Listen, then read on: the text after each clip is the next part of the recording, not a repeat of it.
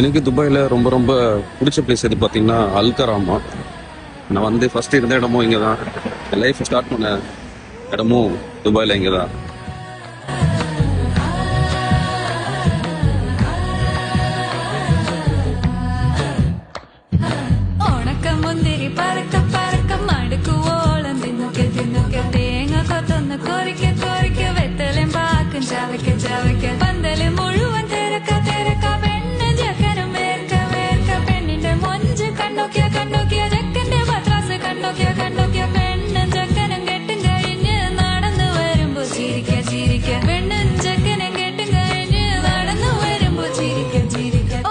മുന്തിരി മടുക്കുവോളം തേങ്ങ കൊത്തൊന്നും വെത്തലും പാക്കും.